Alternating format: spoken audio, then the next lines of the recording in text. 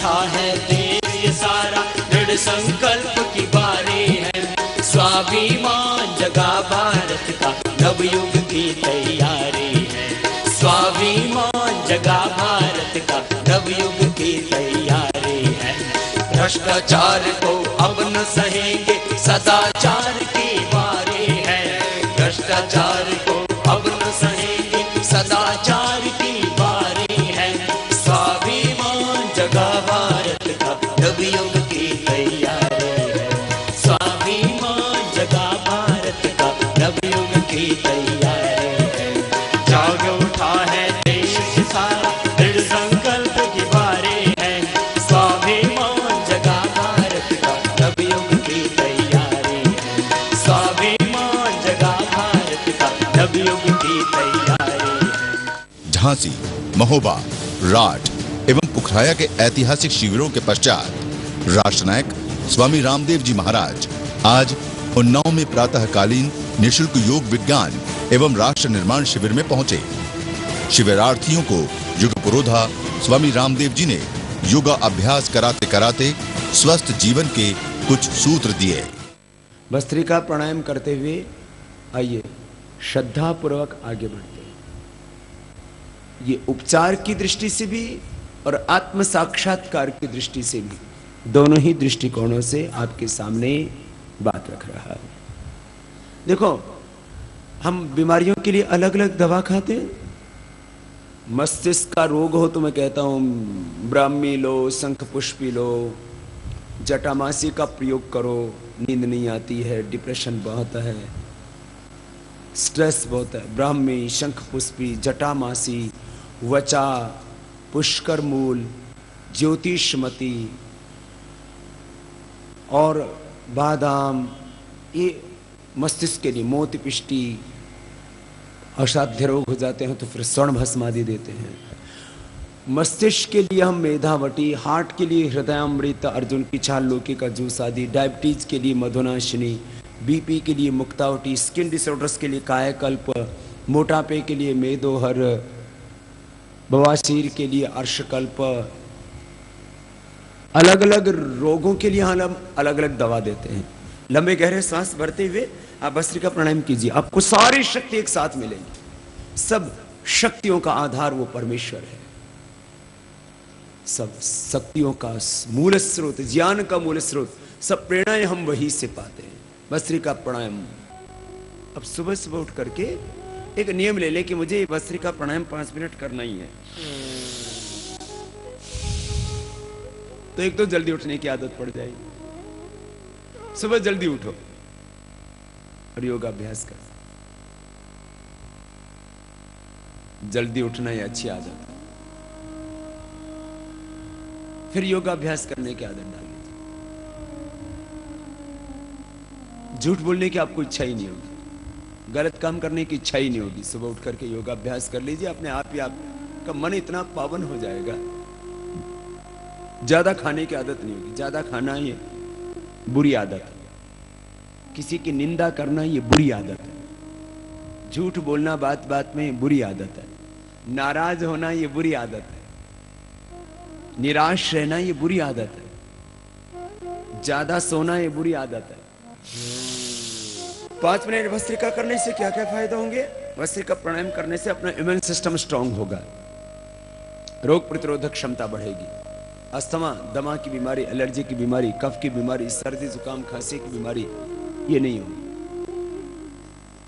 अक्सर लोगों को थ्रोट इन्फेक्शन होता रहता है, गले में इन्फेक्शन होता रहता है, छाती में इन्फेक्शन होता रहता है, सर्दी जुकाम बुखार ये तो कॉमन प्रॉब्लम हो गई है। जो भस्त्रिका प्राणायाम करेंगे उनको सर्दी जुकाम बुखार भी नहीं होगा। फिर जैसे किसी किसी के ना फेफड़े कमजोर होते हैं, किसी किसी के जेनेटिकली ही लंग्स वीक होते हैं, किसी के माँ बाप को दमा है तो बच्चों को हो जाता है, फिर किसी किसी को एलर्जी हो जाती है, फेफड़े थोड़े कमजोर होते हैं तो कहीं कोई मकान ऐसा हो जिसमें सीलन रहती है तो अक्सर उस घर में रहने वाले लोगों को सर्दी जुकाम, कफ, एलर्जी, खांसी, अस्थमा, ब्रोंकाइटिस की प्रॉब्लम हो जाती है। तो जिनके फेफड़े कमजोर हों वो थोड़ा और क्या करना, थोड़ा दूध में हल्दी ले लेना। हल्दी के बहुत फायदे हैं। हल्दी एंटीटॉक्सिन है, एंटीऑक्सीडेंट है। हल्दी लेने वाले को कभी ज़िंदगी में टीबी की बीमारी, कैंसर की बीमारी नहीं होती है। हल्दी लेने से हड्डियाँ मजबूत रहती हैं। हल्दी लेने से हमारी मांसपेशियाँ स्टिफ नहीं होती है, मांसपेशियों में फ्लैक्सिबिलिटी रहेगी। आप योगाभ्यास करते हैं, आसन व्यायाम करते हैं ना, तो आप देखते हैं आपकी मांसपेशियाँ जकड़ जाती है, मसल्स आपके स्टिफ हो जाते हैं, तो मांसपेशियाँ आपके लचीली रहेंगी हल्दी से। तो दूध में थोड़ा हल्दी ले लो, जिनके फेफड़े कमज़ोर हैं थोड़ा सा 3 से 5 पत्ते तुलसी के ले लो। जिनके फेफड़े कमज़ोर हैं वो दूध में शिलाजीत ले लो। जिनके फेफड़े कमज़ोर हैं वो च्यवनप्राश खा लो। च्यवनप्राश आपने सुना होगा, च्यवन ऋषि ने खाया था। वो बुजुर्ग थे, बूढ़े थे, वृद्ध थे, जवान हो गए थे। आजकल च्यवनप्राश के नाम पर जो बाजार में मिलता है उसमें मिलावट बहुत होने लग गई है, और जो जड़ी बूटियां डालनी चाहिए वो पूरी मात्रा में नहीं डालते। पतंजलि योगपीठ की ओर से, दिव्य फार्मेसी की ओर से, पतंजलि आयुर्वेद की ओर से आपको ये आयुर्वेद की प्रामाणिक औषधियाँ उपलब्ध कराई जाती है। उसके पीछे उद्देश्य होता है कि जो अपने पुरखों से हमको योग आयुर्वेद का ज्ञान मिला, योग आयुर्वेद ईश्वरीय ज्ञान है, इससे लोगों का कल्याण हो, लोगों को सही चीज़ मिले। तो च्यवनप्राश आप खाते हैं तो आपका इम्यून सिस्टम स्ट्रांग होता है, आपके रोग प्रतिरोधक क्षमता बढ़ जाती है। भस्त्रिका के बाद आपको कपालभाति प्राणायाम कराते हैं, कुछ और बातें बताते हैं। कपालभाति कीजिए। जिनके फेफड़े कमजोर हैं वो च्यवनप्राश से ले लेना। आंवले का जूस गर्म पानी में पीना। विटामिन सी होता है आंवले में। ये एक तो डीजनरेशन से हमें बचाता है, अर्थात बुढ़ापा देर से आता है। जो आंवले का किसी भी रूप में सेवन करते हैं, मुरब्बे के रूप में, च्यवनप्राश के रूप में, अमृत रसायन के रूप में, आंवले के रस के रूप में, आंवले के चूर्ण के रूप में, आंवले के रसायन के रूप में, किसी भी रूप में आंवले की चटनी भी बना के खाई जाती। पहले आंवले का हर व्यक्ति प्रयोग किया करता था, उसकी आयु लंबी हुआ करती थी। ऐसे तो विटामिन सी नींबू में भी होता है, संतरा में भी होता है, पाइनएप्पल में भी होता है, जिनमें भी खटास होता है ना, उनमें विटामिन सी होता ही होता है। ऐसे भी बिना खटास वाली चीजों में भी होता है। आंवला का सेवन किसी न किसी रूप में हर रोज करना चाहिए। यदि आप आंवले का सेवन करते हैं, सबसे अच्छा है आंवले का रस पी लो, ये आपको हम उपलब्ध कराते हैं। अक्सर लोगों का पेट साफ नहीं होता। आप 2 से 4 चम्मच आंवले का रस गर्म पानी में डाल के पी लीजिए, 5 मिनट में आपका पेट साफ हो जाएगा। मैं पेट साफ करने के चूर्ण खाने का विरोधी हूँ। ज्यादा ही पेट खराब रहता है तो मैं बोलता हूँ कि आप प्रयोग कर सकते हो चूर्ण, जैसे त्रिफला चूर्ण। सामान्य कब्ज रहती है, ज्यादा कब्ज रहती है तो दिव्य चूर्ण हम उपलब्ध कराते हैं। दिव्य चूर्ण से किसी किसी को वो जो है पेट में मरोड़ा हो जाता है, तो फिर उदरकल्प चूर्ण हम उपलब्ध कराते हैं। दिव्य चूर्ण, उदरकल्प चूर्ण, त्रिफला चूर्ण। आयुर्वेद में भी बहुत ज्यादा कब्ज हो तो पंचसकार चूर्ण आदि भी उपलब्ध दिए जाते हैं। बहुत ही ज्यादा कब्ज हो तो आयुर्वेद में एक जमाल गोटे से एक गोली बनती है, उसको बोलते हैं इच्छा भेदी रस। ऐसे आप उसको ठंडे पानी से ले लीजिए, 5 मिनट के अंदर पेट साफ होना शुरू हो जाएगा। 2, 3, 4, 5 बार, जितनी बार चाहे उतनी बार होगा। कब तक? जब तक गर्म पानी नहीं पियोगे तब तक। लेकिन हम बनाते ही नहीं है दवाई, क्योंकि इससे नुकसान ज्यादा होता है। जरा सुनना, जो भी पेट साफ करने वाले चूर्ण होते हैं ना, वो जब खाते हैं ना गर्म पानी से, तो सारा खाना पैखाने से निकल जाता है। तो खाना पैखाने से निकालने के लिए नहीं खाया था मेरे भाई। जो भी चूर्ण खाएंगे तो चूर्ण क्या करता है, उस सारे मल को ढीला करके खाने को नीचे से निकाल दिया। तो खाने को यदि पैखाने से ही निकालना था तो खाया क्यों था? खाने में से carbohydrate, protein, iron, calcium, vitamins, nutrients, micronutrients, शरीर के पोषक तत्व एब्जॉर्ब होने चाहिए, आंतों के द्वारा अवशोषित होने चाहिए, फिर खाना नीचे से निकलना चाहिए। बहुत भाई बहन कहते हैं ना, बाबा जी बच्चा खाता तो बहुत है, शरीर में लगता नहीं है। ये खाने के बाद लगना क्या होता है? लगना होता है आंतों से जो खाना खाया है उसमें से मैंने कहा iron, calcium, protein, minerals, vitamin, nutrients, micro nutrients, जो पोषक तत्व हैं, जो शरीर को ताकत देने वाली चीजें हैं, वो खाने में से शरीर में रहनी चाहिए, शरीर में टिकना चाहिए। खाना खाया और शरीर में टिका ही नहीं। कुछ को तो बीमारी होती है, खाना खाया पैखाने चले जाते हैं, इसको बोलते हैं कोलाइटिस की बीमारी। हाथों में सूजन होती है, किसी किसी को हाथें कमजोर हो जाती है, तो खाने को पकड़ ही नहीं पाती। खाना आता है और नीचे से निकल जाता है। नाश्ता किया टॉयलेट में, खाना खाया टॉयलेट में। कपालभाति से आंतें मजबूत हो जाती है। तो मैं कह रहा था, पेट साफ करने वाले चूर्ण अपवाद रूप में कभी खा सकते हो। पेट साफ करने वाले चूर्ण रोज नहीं खाना।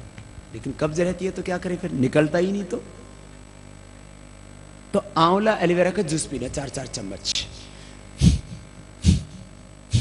कपालभाति करते रहो, बात सुनते भी रहो।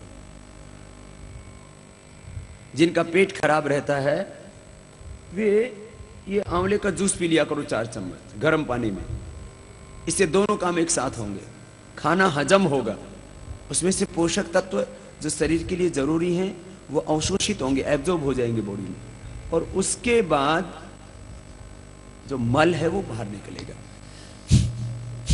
तो ये आंवले का जूस और एलोवेरा का जूस, ये 2 ले लो ना, तो आपके लगभग 99% समस्याओं का समाधान हो जाता है।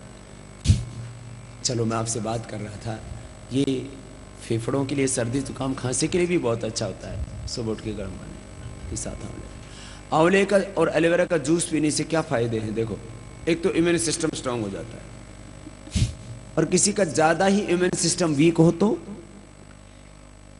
कुछ व्यक्ति ना बार बार बीमार पड़ते हैं, बार बार सर्दी जुकाम बुखार, बार बार उल्टी दस्त सिर दर्द। अब जैसे मौसम चेंज हो रहा है, अभी वर्षा ऋतु के बाद अब क्या आने वाली है, सर्दी, शरद ऋतु आने वाली है। और इसमें क्या अभी बीच में क्या हो जाता है, सर्दी जुकाम बुखार। और किसी किसी को तो खांसी ऐसी शुरू होती है कि सर्दी आई तो सर्दी शुरू हो गई, और जब तक सर्दी रहती है, जब तक ठंड रहती है, तब तक खांसी रहती है। खांसते रहते हैं। किसी किसी बच्चे को भी बीमारी हो जाती है। सब बच्चों को 5 मिनट तो भस्त्रिका कराइए, उनके फेफड़े मजबूत होंगे। जिस बच्चों के फेफड़े कमजोर होते हैं उनको च्यवनप्राश खिला दीजिए, उनको गर्म पानी में आंवले का जूस पिला दीजिए, और ज्यादा ही सर्दी हो तो उनको श्वासारी पिला दीजिए। लिक्विड है पीने की दवाई बच्चों के लिए। और किसी किसी को बहुत कफ अस्थमा, किसी किसी को तो इतना ज्यादा कफ बनता है, पानी भी पीते हैं तो कफ बन जाता है। किसी को इतनी एसिडिटी बनती है, कुछ भी खाया जाते ही अंदर उसमें ऐसे जहर घुलता है और उल्टी करनी पड़ती है। इतना ज्यादा कफ, इतनी ज्यादा एसिडिटी। और किसी किसी को इतना दर्द कि एक शरीर का जोड़ पेन करता है, पूरा शरीर दर्द करता रहता है। वात पित्त कफ का पूरा इलाज बताते हैं। चलिए पहले अस्थमा वाली फेफड़े वाली बात पूरी कर देता हूं। जिनको फेफड़े में बहुत ज्यादा बीमारी रहती है, श्वासारी 20 ग्राम, त्रिकुटा 20 ग्राम, सेतुपलादी 20-25 ग्राम, 5 ग्राम प्रवाल पिष्टी, 5 ग्राम अभ्रक भस्म, 10 ग्राम अमृतासत। और जो क्रोनिक अस्थमा हो, क्रोनिक ब्रोंकाइटिस हो, बहुत ज्यादा पुराना कफ हो, 15, 20, 30 साल पुराना दमा हो, तो स्वर्ण वसंत मालती, ये 7 चीजें मिला करके आधा ग्राम शहद से खा ले। कितना ही भयंकर कफ हो, कुछ तो प्राणायाम भी करते हैं ना, तो भी खांसी हो जाती है उनको, कफ निकलता है। कपालभाति भी करते हैं तो बस 5-7 बार किया फिर कफ निकलता है। हर दिन 250-250 ग्राम, आधा किलो कफ निकल जाता है, तो उनको ये प्रॉब्लम नहीं रहेगी। ये श्वासारी, सेतुपलादी, त्रिकटु, प्रवाल, अमृता, अभ्रक, ये पूरा प्रयोग मैंने इसमें लिखा है। औषध दर्शन, जिनको ज्यादा प्रॉब्लम से कोई औषध दर्शन पढ़ लेना जरा। अब चलिए अगली बात बता रहा हूं जरा। मैं कह रहा था आंवला एलोवेरा का जूस पियोगे तो बालों के झड़ने की समस्या नहीं रहेगी, आंखों पर चश्मा नहीं रहेगा, एलर्जी की प्रॉब्लम नहीं रहेगी, आपको स्किन की प्रॉब्लम नहीं रहेगी, और बीपी की प्रॉब्लम नहीं होगी, शुगर की प्रॉब्लम नहीं होगी आंवला एलोवेरा का जूस पीते। गैस, कब्ज, एसिडिटी, पायस, फिसर, फिस्टुला, ये सब बवासीर की बीमारी नहीं रहेगी। बवासीर की बीमारी किसी को ज्यादा है ना, तो जरा सुन लो, यहां से तो एक्यूप्रेशर का पॉइंट दबा देते हैं, ये एक्यूप्रेशर भी बहुत अच्छा होता है। यहां से एक्यूप्रेशर का पॉइंट दबा देते हैं, ठंडे पानी में नींबू, ठंडे दूध में, या तो धारोष्ण दूध, जैसे ताजा निकाला गाय का दूध होना चाहिए या बकरी का दूध होना चाहिए, निकाला दूध, उस 1 कप दूध में 1 नींबू निचोड़ के खाली पेट पी लो। ऐसे 3 दिन पीने से 99%, 1% किसी को ज़्यादा प्रॉब्लम हो तो मैं नहीं कह सकता, 99% लोगों की बवासीर की बीमारी सुबह सुबह ठंडे दूध में या कच्चे दूध में, या तो कच्चा दूध हो या ठंडा दूध हो, मैंने गर्म करके ठंडा किया हुआ 1 कप दूध, ठंडे दूध में नींबू निचोड़ के पी लो। नींबू निचोड़ा, 1 नींबू, खाली पेट 1 कप दूध और पी लिया। उसके 1-2 घंटे बाद नाश्ता कर लेना। ये बवासीर की रामबाण दवा है। एक दूसरा प्रयोग हो रहा है जो हम करीब 25 सालों से करते हैं, हमारे गुरुजी से सीखा था। चने के बराबर कपूर, देसी कपूर, दवाई के लिए जो प्रयोग होता है, भीमसेनी कपूर बोलते हैं उसको, देसी कपूर चने के बराबर ले लिया और केले के अंदर डाल करके खाली पेट निकल गया। ऐसे 3 दिन प्रयोग कर लिया, इससे बवासीर ठीक हो जाती है। आंवला एलोवेरा का जूस ही पियो कुछ दिन लगातार तो बवासीर कैसी हो ठीक हो जाती है। लौकी का जूस पीने से भी बवासीर ठीक हो जाती है। हरड़ का चूर्ण, बकाइन की गिरी, नीम की निमोली, नीम की निमोली, हरड़ का चूर्ण, बकाइन, इसको ही लेने से बवासीर ठीक हो जाती है। किसी किसी को बहुत ब्लीडिंग होती है बवासीर में, तो ये जो नारियल होता है इसके ऊपर एक तो अंदर गोला होता है और ऊपर जो है उसका खोला होता है, तो ऊपर का जो खोला होता है, दाढ़ी जो होती है उसको निकालते हैं, फिर अंदर से गोला निकलता है, तो जो उसकी दाढ़ी होती है उसको जला लो और उसकी राख 2-3 ग्राम छाछ में मिला करके पीने से, ये प्रयोग हमने हजारों नहीं लाखों लोगों पर किए। नारियल के ऊपर की दाढ़ी का को जला दिया और उसकी राख बन गई, 2-3 ग्राम छाछ में डाल करके पी लेने से कैसी ब्लीडिंग हो रही है बवासीर की। माताओं बहनों को भी जो और ब्लीडिंग होता है उसमें भी फायदा होता है। कई बार कोई दवाई काम नहीं करती, यही काम करता है। और एक अद्भुत प्रयोग बताता हूं आपको शीशम का। कहीं से भी ब्लीडिंग हो रही हो, शीशम के पत्ते पीने से खत्म हो जाती ब्लीडिंग। ये बड़ी अद्भुत चीज है शीशम।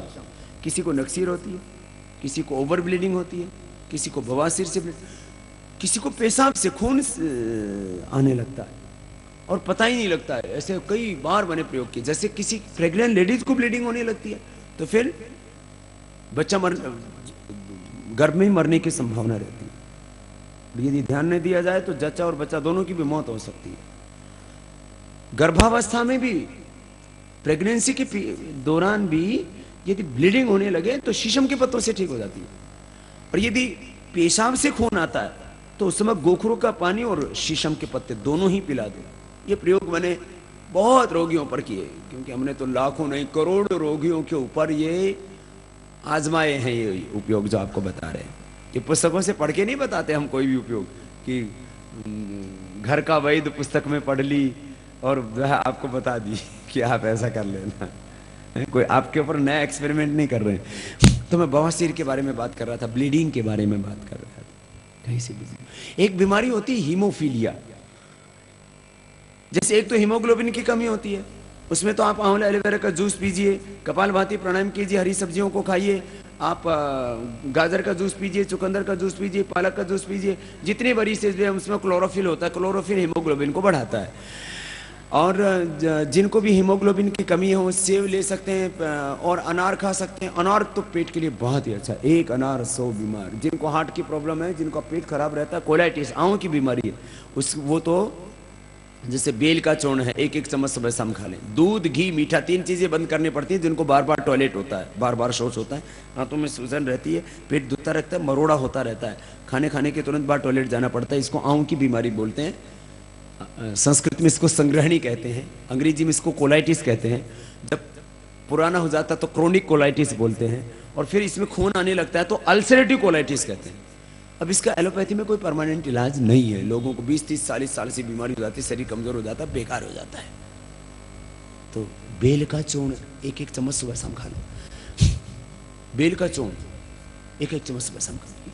फिर छाछ में लवण भास्कर चूर्ण डाल करके पी लो। दूध नहीं पीना है, घी नहीं खाना है, मीठा नहीं खाना है।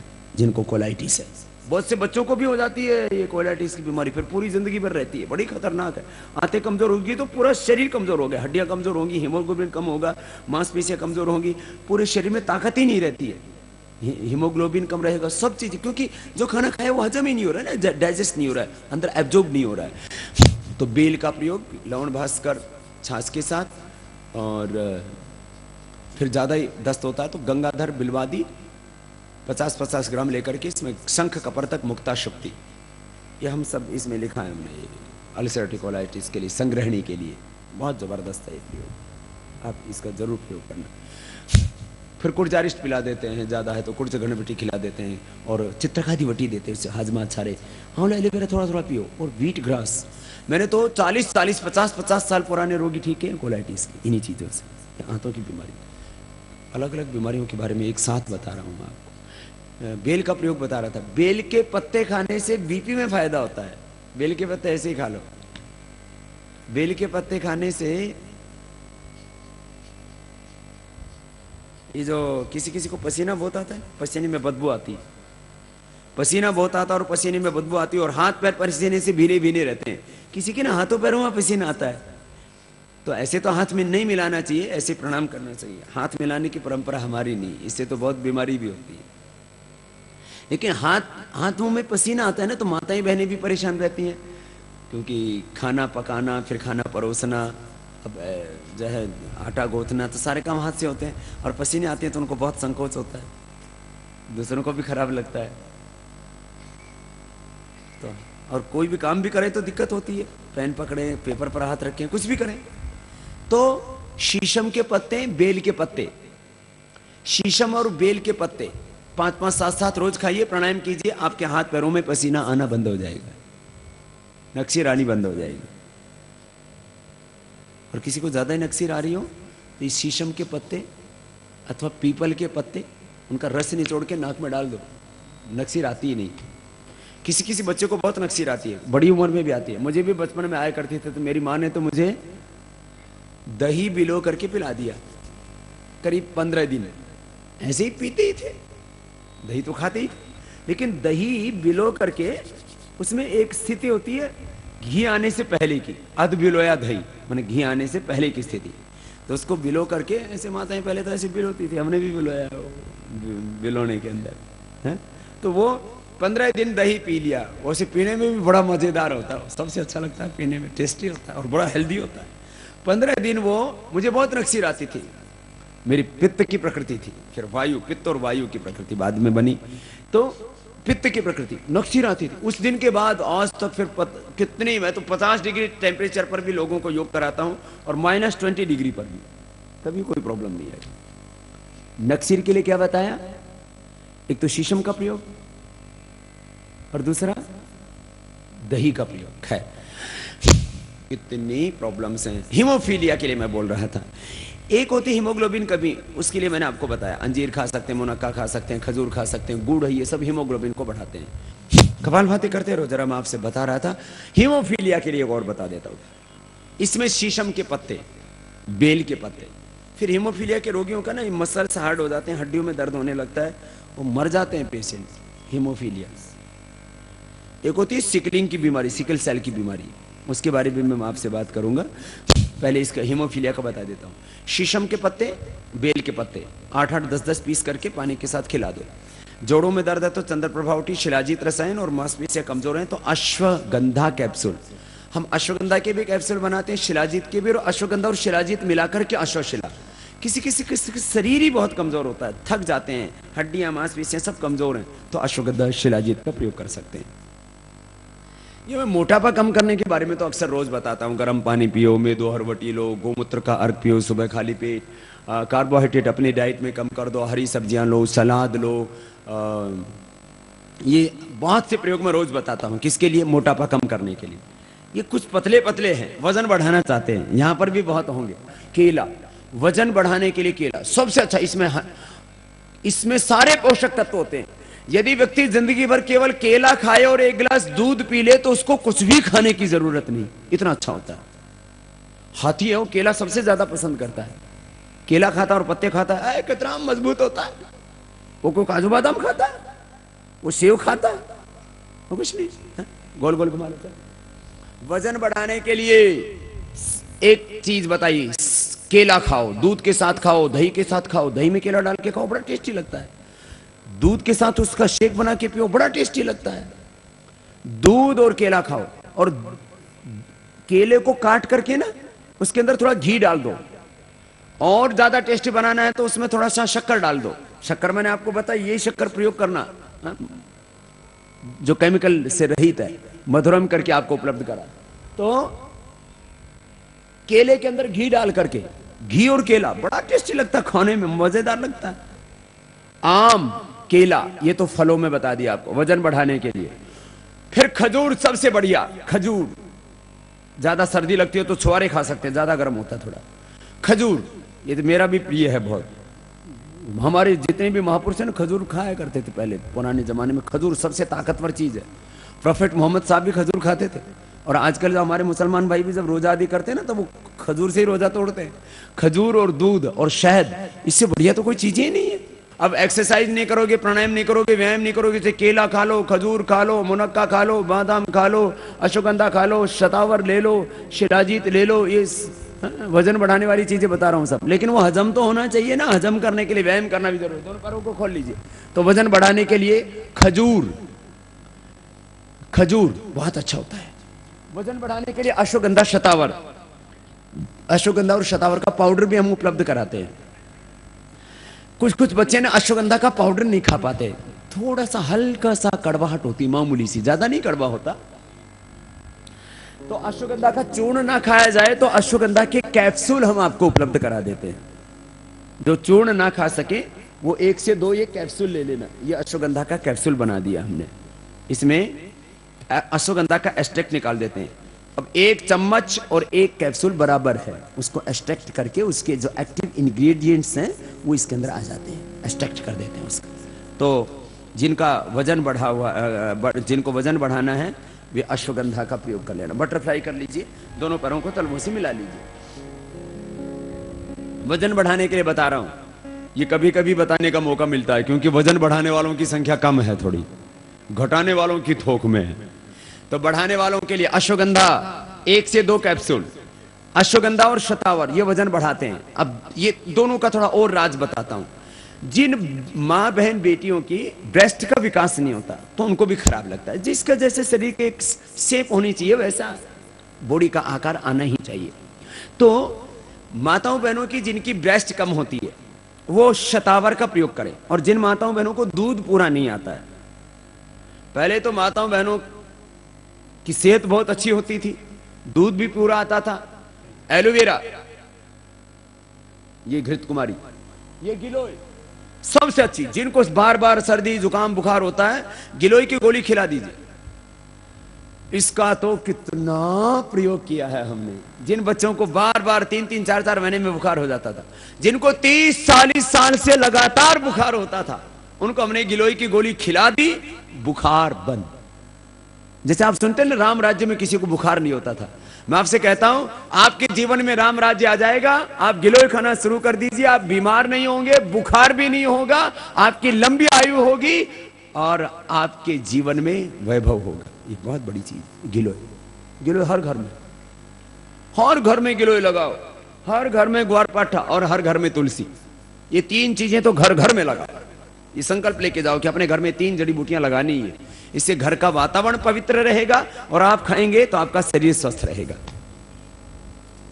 इतनी चीजें बता दी आपको। थोड़ा कपालभाति तो कर लो, भूल गए आप तो, दवाइयां सुनने में लग गए। ये बड़ा जबरदस्त उपचार मैंने आपको बताया। मैं बोल रहा था वात पित्त कफ 3 तो बड़ी बीमारी है। वायु के लिए एलोवेरा, और घर में हल्दी मेथी सौंठ का पाउडर करके खा लो। हल्दी मेथी सौंठ बराबर, 100 ग्राम हल्दी, 100 ग्राम मेथी, 100 ग्राम सौंठ, 1-1 चम्मच सुबह शाम खा लीजिए, जोड़ों का दर्द खत्म। इतना जबरदस्त लाभ। थोड़ा गर्म होता है तो मात्रा अपने प्रकृति के अनुसार ले लें। किसी को 1 ग्राम, किसी को 2 ग्राम, किसी को 3 ग्राम अनुकूल पड़े। जितना अनुकूल पड़े उतना प्रयोग कर लेना।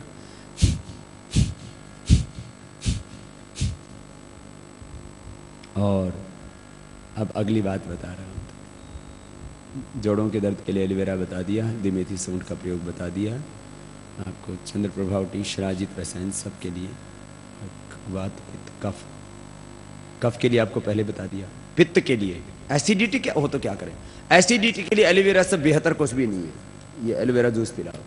ज़्यादा ही एसिडिटी है तो अविपत्ति कर चूर्ण मुक्ता शुक्ति भस्म के साथ दे दो। 100 ग्राम अविपत्ति कर चूर्ण, 10 ग्राम मुक्ता शुक्ति भस्म मिला दो, 1-1, 2-2 ग्राम खिला, 2-3 ग्राम खिला दो, एसिडिटी खत्म हो जाती है। एलोवेरा का जूस ही पिला दो। एलोवेरा का जूस देखिए, इसके बहुत फायदे हैं। जोड़ों के दर्द के लिए तो इससे अच्छी कोई चीज़ ही नहीं, आप बीमारी नहीं होंगे। आंवला एलोवेरा पीते रहिए, आपको बालों की कोई समस्या नहीं होगी, बालों का झड़ना, सफ़ेद होना, बहुत तरह की चीज़ों से आप बच जाएंगे। एक खास बात मैं आपको बताना चाहता हूँ, एलोवेरा का जूस खाने से पहले पी लीजिए, एसिडिटी खत्म हो जाएगी। किसी किसी की स्किन बहुत ड्राई होती है, बहुत ड्राई स्किन रहती है, माताओं बहनों को खास करके ये प्रॉब्लम बहुत होती है, ड्राई स्किन के लिए एलोवेरा का जूस पीजिए, आपकी स्किन सॉफ्ट हो जाएगी। साबुन लगाने से सॉफ्ट नहीं होगी, क्रीम पाउडर लगाने से नहीं होगी। हाँ, एलोवेरा ऊपर से लगाने में भी और खाने में भी। खाओगे तो अंदर से स्किन ठीक होगी, लगाओगे तो ऊपर से ठीक होगी, दोनों तरह से। स्किन के लिए बता दिया।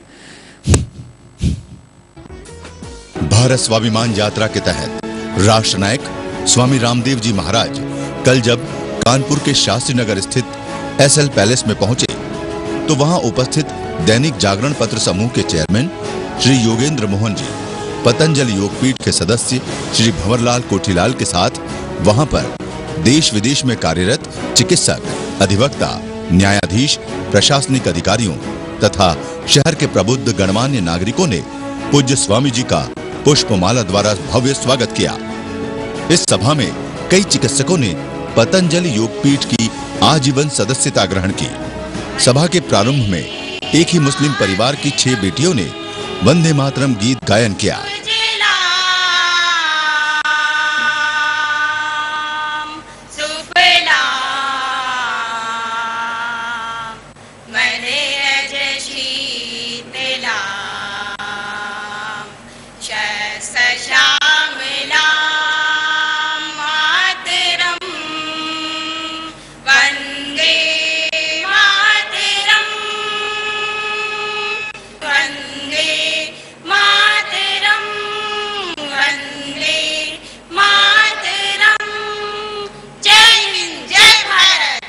तदुपरांत स्वामी जी महाराज ने योग के वैज्ञानिक प्रभावों के बारे में बताया तथा कहा कि यदि भारत की आर्थिक नीतियों में परिवर्तन किया जाए तो कैसे गरीबी, महंगाई, काला धन व भ्रष्टाचार मुक्त, स्वस्थ, समृद्ध एवं संस्कारवान भारत बन सकता है। सभा के अंत में स्वामी जी ने सभी के प्रश्नों का समाधान किया। योग और आयुर्वेद हमारे पूर्वज ऋषि मुनियों की एक बहुत बड़ी विरासत है, एक बहुत बड़ी धरोहर है। योग, आयुर्वेद और संपूर्ण आध्यात्मिक दर्शन ये पूरे विश्व को हमारे पूर्वजों की देन है।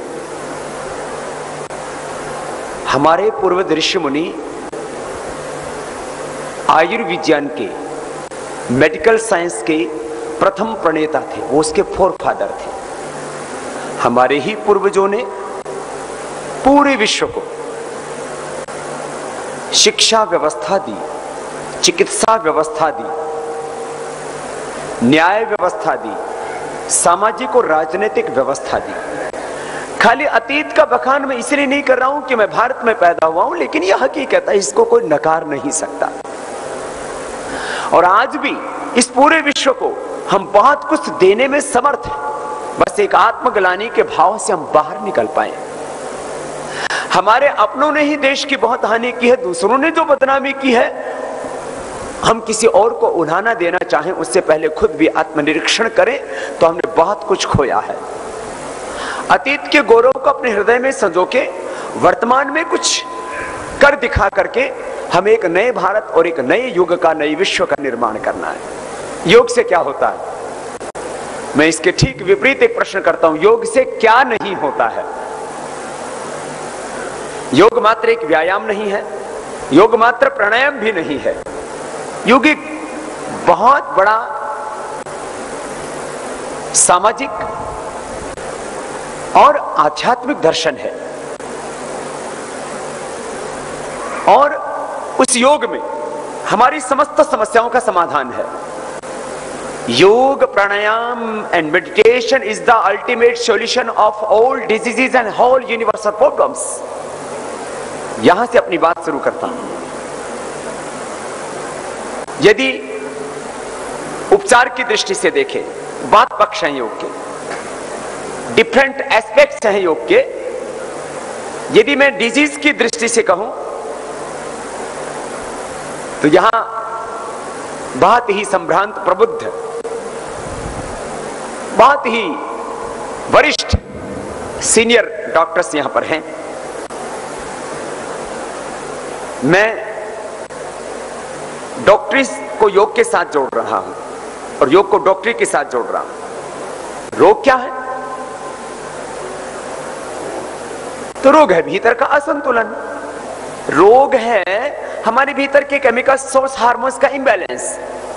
रोग है एक एक सेल से लेकर के पूरे सिस्टम का, reproductive, excretory, digestive, skeletal, circulatory, respiratory, nervous, endocrine, sympathetic, parasympathetic, hypothalamus, autoimmune system का इम्बैलेंस। रोग है आयुर्वेद की दृष्टि से वात, पित्त, कफ का असंतुलन, सप्त धातुओं का, त्रिदोषों का असंतुलन। रोग है भीतर की अग्नि का, पंचभूत अग्नि, सप्त धातु अग्नि, जठाग्नि, 13 प्रकार के अग्नियों का असंतुलन। रोग है हमारे शरीर का, इंद्रियों का, मन का असंतुलन। अब सीधी सी बात है, जिसके फेफड़े मजबूत हैं उसको कैसे अस्थमा हो जाएगा, कैसे ब्रोंकाइटिस हो जाएगा, कैसे इसको लंग फाइब्रोसिस हो जाएगा, कैसे साइनोसाइटिस की प्रॉब्लम हो जाएगी। अब जिसकी हड्डियां मजबूत हैं उसको rheumatoid arthritis, osteopenia, osteoporosis, gout और तमाम प्रॉब्लम कैसे हो सकती है। जिसका पेनक्रियाज एकदम ठीक है उसको शुगर कैसे होगी। जिसकी किडनी मजबूत है उसको ना तो किडनी में स्टोन होंगे, ना किडनी श्रिंक होगी, ना उसका क्रिएटिनिन लेवल बढ़ेगा, ना उसको और दूसरी रीनल फेलियर आदि के प्रॉब्लम तो प्रश्न ही नहीं। जिस कमजोरी का नाम बीमारी है, सीधी सीधी बात, ठाड़े आदमी को, मजबूत आदमी को कोई बीमारी होने का प्रश्न ही नहीं है। मैं तो रोग से भी आगे की एक बात करूंगा, जो योग करेंगे तो आपको रोग तो होगा ही नहीं। योग करने से आपका एक एक सेल और पूरा सिस्टम एकदम बैलेंस हो जाता है। जैसे मैं साधारण सा उदाहरण दे रहा हूं, हम भस्त्रिका करते हैं। योग में एक विधा है प्राणायाम। मैं कहूं मेरी जो पूरी उपचार की प्रक्रिया है, मेरी से मतलब मैं जो करवा रहा हूं उससे तात्पर्य, योग तो मेरा नहीं है, तो हमारे पुरखों का ज्ञान है। जो मैं कराता हूं उसका 99% जो क्रियात्मक अभ्यास है वो प्राणायाम है। हाँ, थोड़ा आसन भी कराता हूं, व्यायाम भी कराता हूं, जवानों को थोड़ा एडवांस व्यायाम की भी ट्रेनिंग देता हूं, खुद भी करता हूं। लेकिन 99% जो लाभ मैं योग से बताता हूं उसका बेस है 8 breathing exercise. Fast breathing exercise, bhastrika, second kapalbhati,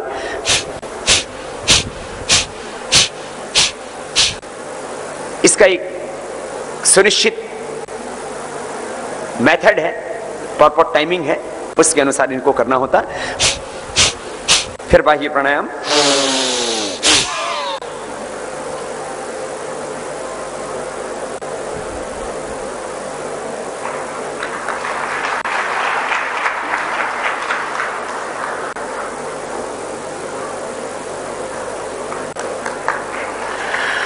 थोड़े मोटे पेट वालों को तकलीफ होगी क्योंकि अंदर जाने के लिए गुंजाइश ही नहीं होगी। No entry, all lines in this route are busy, कुछ है ही नहीं ना जगह। और इसमें सभी सम्मिलित है, आम आदमियों से लेकर के खास आदमियों तक, डॉक्टर से लेकर के पढ़े लिखे लोगों तक, पेट तो सभी का। हाँ, हमारे तो बहुत से बाबाओं का पेट पूरा एकदम, बोल बाबा जी का पेट और मंदिर का गेट शोभायमान होता है। मैंने कहा खूब शोभा बढ़ाओ। कपालभाति, फिर बाह्य प्राणायाम, अग्निसार, नोली क्रिया ये थोड़ी एडवांस प्रैक्टिस है, तो जो करना चाहें तो कर सकते हैं। उसमें थोड़ा सा पहले अभ्यास करना पड़ता है। ऐसे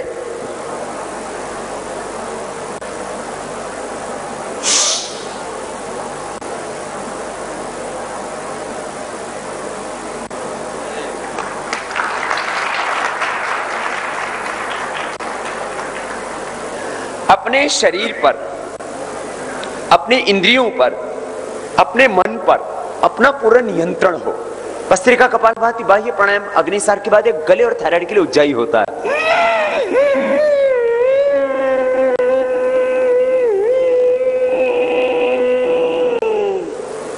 भर के थोड़ी देर रोक के रखते हैं और हृदय को बंद करके बाएं से बाहर छोड़। भारत का ये तो करीब 400 लाख करोड़ रुपए बेईमानों ने लूटा है। ये हिंदुस्तान को हम दिला दें, इसका भी तरीका मैं आपको बताने वाला हूं। तो एक ही दिन में world super power, economic power Bharat बनेगा, इससे कोई रोक नहीं सकता है। भारत दुनिया का गरीब देश नहीं। हमें अपनी आर्थिक नीतियों को ठीक करना पड़ेगा। मैं तो कहता हूं खाली एक ही काम कर देना, हम अपने आर्थिक नीतियों को ठीक कर लें, हाई डोमिनेशन नोट बंद कर दें, बैंक ट्रांजैक्शन शुरू कर दें, तो हमारे देश में 99% भ्रष्टाचार खत्म हो सकता है। कोई कानून बनाने की जरूरत नहीं। कानून बनाने से 1, 2, 3, 5, 10% भ्रष्टाचार रुक सकता है। आर्थिक नीतियां ठीक करके सारा टैक्सेशन खत्म कर दो। महंगाई है नहीं, महंगाई पैदा की जाती है। आर्थिक नीतियों को लेकर के पूरी दुनिया में संघर्ष चल रहा है, परिवर्तन के लिए आवाजें उठ रही हैं। हमारे यहाँ पर आर्थिक चिंतन खत्म हो गया था समाज के अंदर। मैं जरा आपसे बातें कह रहा हूं, डीजल, गैस, पेट्रोल के ऊपर 48 से लेकर 52% तक क्या है टैक्स। टैक्स खत्म कर दो, करीब 30 से 50% महंगाई अपने देश में खत्म हो जाएगी। सारे देश में से आर्थिक विषमता खत्म हो जाएगी, काला धन खत्म हो जाएगा। टैक्सेशन सारे खत्म कर दो। टैक्स के चक्कर में लोग चोरियां चारियां करते हैं। और हाई डोमिनेशन के नोट बंद कर दो। जितने भी रिश्वतें दी ली जाती हैं, और रिश्वत पैसे के रूप में नहीं तो सोना चांदी आदि के रूप में और किसी दूसरी तीसरी चीज के रूप में, तो कहीं ना कहीं कोई भी जो है आर्थिक लेन देन बिना पैसे के, करेंसी के इन्वॉल्वमेंट के नहीं होता है। यदि अकाउंटेबिलिटी है उसकी बैंक से होता है तो वो तो 2 नंबर का है नहीं, वो तो काउंटेबल है। अनअकाउंटेड मनी और वो बड़े नोटों के रूप में उसका ट्रांसपोर्टेशन आसान होता है। आप 100, 500, 1000 रुपए के नोट बड़े बंद कर दीजिए, सारी रिश्वतखोरी 99% बंद हो जाएगी। 1 लाख रुपए भी कोई लेगा तो बोरी भर के नोट लेने पड़ेंगे। लेने वाला भी परेशान, देने वाला भी परेशान, लेने देने के बाद छुपाने के लिए परेशानी। 1 करोड़ रुपए कोई रिश्वत देगा तो ट्रक भर के देनी पड़ेगी। रखेगा कहां बापू? ले तो लेगा, कहां रखेगा? ये 1000 रुपए के नोट बनाए इसलिए हैं, ये गड़बड़ी करने के लिए। और आप कहीं पर भी छापा पड़ता है किसी भी अधिकारी के ऊपर, किसी व्यापारी के ऊपर, किसी भी नेता के यहाँ क्या मिलता है? 500, 1000 के नोट मिलते हैं। कभी आपने देखा कि कहीं 10, 20, 50 के नोट मिले? ये तो बड़े सारा काम ही से रिश्वतखोरी, टैक्स की चोरी सब बंद हो जाएंगे। छिपाएंगे कहां? फिर बड़ी जो है नकली करेंसी, फेक करेंसी, और इससे फिर आतंकवाद, क्योंकि आतंकवादी ये पैसा ला करके अपने जमाखोरी सब। तो मैं कह रहा 2 आर्थिक नीतियों में बदलाव कर दे हम, तो बहुत बड़ा परिवर्तन हिंदुस्तान में आ सकता है। खैर, अब मैं आपको वापस अपने मूल विषय पर लाता हूं। हमें चिकित्सा शास्त्र के बारे में, अर्थशास्त्र के बारे में नए सिरे से सोचने की आवश्यकता है। यदि हम अपने आर्थिक नीतियों में सुधार करते हैं तो मैंने कहा सारे टैक्सेशन खत्म, 2% ओनली ट्रांजैक्शन टैक्स, बाद में तो 1% की भी जरूरत नहीं पड़ेगी, 0.5% ट्रांजैक्शन टैक्स से काम चल जाएगा। और भारत की जो जीडीपी है वो 200-300 लाख करोड़ रुपए की हो जाएगी। अभी भी भारत की जीडीपी इतनी ही है, लेकिन वो अवैध रूप से जो है धन घूम रहा है। कहीं ब्लैक मनी है, वो कहीं ब्लॉक मनी है। ये सब ब्लॉकेज, ब्लैकेज सब खत्म हो जाएंगे। ये बातें मैंने आपके सामने थोड़ी सी रखी। भारत एक गरीब देश नहीं है, भारत में महंगाई नहीं है, उसको पैदा किया जाता है। भारत गरीब नहीं है, उसको गरीब बनाया जाता है।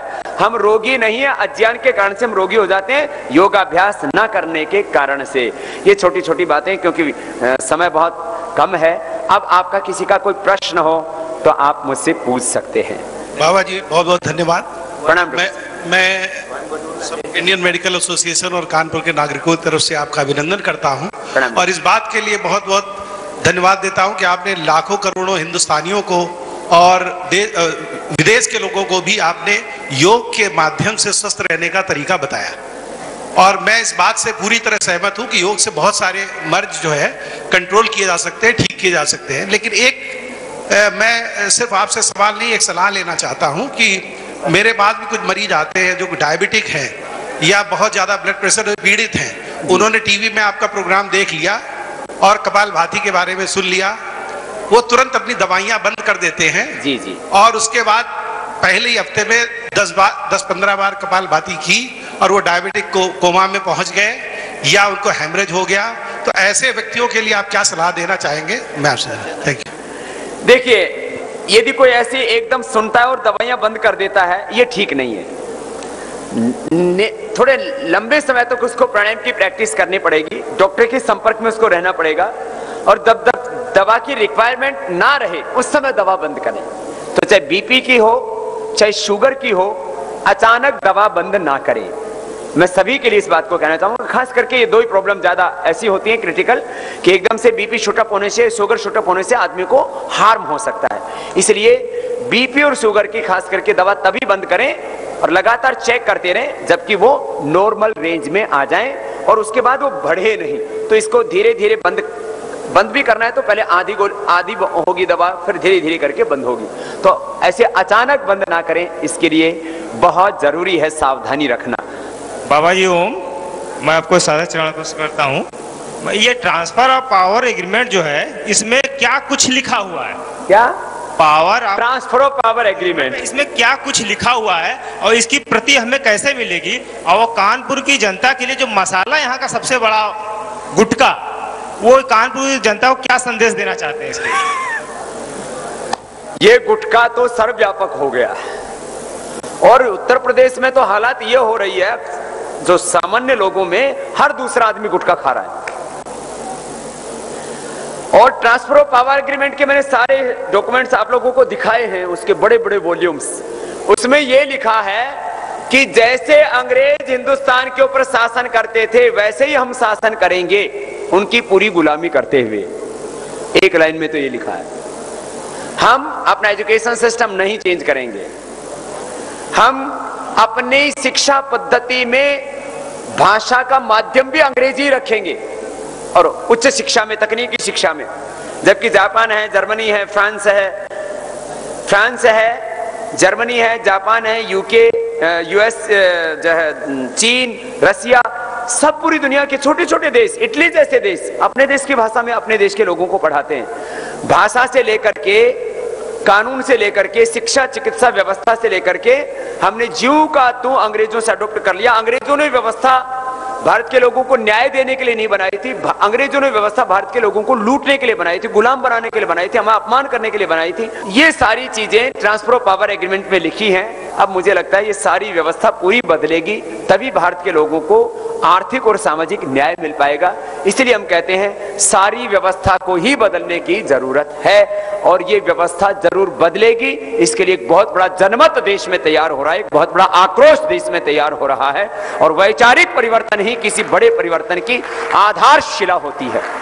तो एक बहुत बड़े परिवर्तन की आहट पूरे देश में सुनाई दे रही है, परिवर्तन आएगा। गुटखा के लिए यही है, लोग योगाभ्यास प्राणायाम करना शुरू कर देते हैं तो खराब चीज खाने की इच्छा अपने आप ही नहीं होती भीतर से।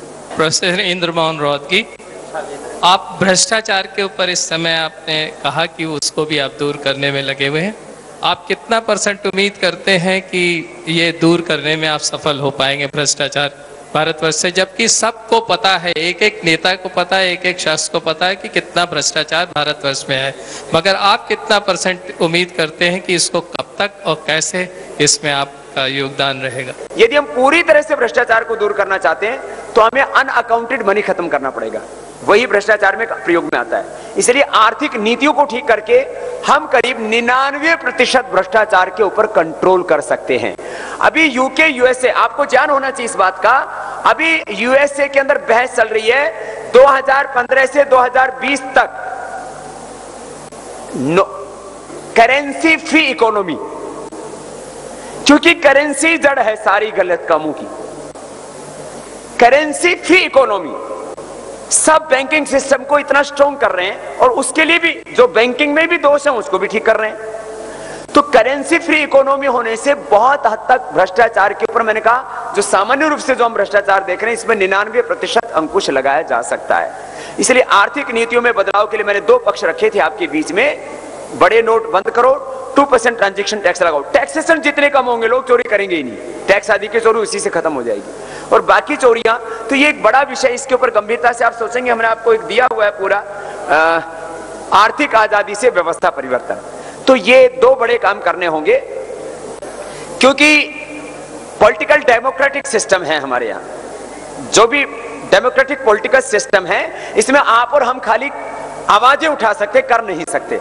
लेकिन ऐसा वातावरण बन रहा है, और मैं तो पूरा विश्वस्त हूं, आने वाले 2-3 सालों के बाद इस देश में दोबारा चुनाव होगा, तो हम एक आह्वान कर रहे हैं, वो आह्वान मैं यहां से भी करके जाना चाहता हूं कि लोगों से हम आह्वान कर रहे हैं कि जो लोग इस देश की लूट के लिए गुनहगार हैं और आर्थिक नीतियों को परिवर्तित करने के लिए जरा से भी नहीं सोच रहे हैं, ऐसे लोगों का एक भी प्रतिनिधि कम से कम लोकसभा में नहीं जाना चाहिए। एक नए परिवर्तन की आगाज यहां से शुरू होगी, तो चेंज तो वहां से होगा सिस्टम। इसलिए एक बड़े परिवर्तन की आधारशिला तैयार हो रही है। अब इसमें 5 साल लग सकते हैं, 10 साल लग सकते हैं, लेकिन मैं तो कहता हूं यदि हमें अपनी एक पीढ़ी भी इस काम के लिए लगानी पड़े तो हमें लगाने के लिए तैयार रहना चाहिए। मैं अपना पूरा जीवन लगाने के लिए तैयार बैठा हूं। हम परिवर्तन जरूर लेकर के आएंगे। आज देश में, हमारे भारत देश में भ्रष्टाचार मुक्त कराने और अनेक जो हमारे भारत देश की गंभीर समस्याएं हैं उनको मुक्त कराने का विचार आपके मन में कहां से आया, मैं ये जानना चाहती हूँ। मैं तो एक सामान्य किसान के घर में पैदा हुआ हूं और मैंने कहा तमाम आर्थिक विषमताओं को, सामाजिक अन्याय को, शोषण को आंखों से देखा है, उसमें जिया हूं, उसको झेला है। तो मैं सोचता हूं जो शोषण, जो पीड़ा, जो अन्याय मैंने देखा है, मेरे आने वाले बच्चों को वो देखना ना पड़े, इसके लिए मैं इसके लिए संघर्ष करता हूं और करता रहूंगा। मैं योगेंद्र मोहन जी, जो हमारे इस पूरे अनुष्ठान में हमारी बहुत बड़ी शक्ति है, मैं उनको, कोठीवाल जी को, तमाम यहाँ शहर के जो गणमान्य नागरिक जिन्होंने यहाँ पर आज के संवाद में सहभागिता की, बहुत श्रद्धा से, प्रेम से सुना, मैं सबका हृदय से आभार व्यक्त करता हूं, सबके प्रति कृतज्ञता प्रकट करता हूं कि कृपया आपका इतना गहरा अनुराग है। कुछ चंद लोग मिलकर के देश को लूट रहे हैं, अब चंद लोग नहीं, अब करोड़ों लोग देश को बचाने के लिए खड़े हो गए हैं। मीडिया में मुझसे बार बार प्रश्न पूछा जाता था, बाबा आपके साथ कितने लोग? मैंने कहा देश को बचाने वाला हर हिंदुस्तानी मेरे साथ है और देश को बचाने वाले, एक बेचने वाले एक भी व्यक्ति की मुझे जरूरत नहीं है। आज वो हमारा काम पूरा हो रहा है। मैं सबको प्रणाम करता हूं, एक बार पुनः आप सबको धन्यवाद देता हूं। बोले भारत माता की।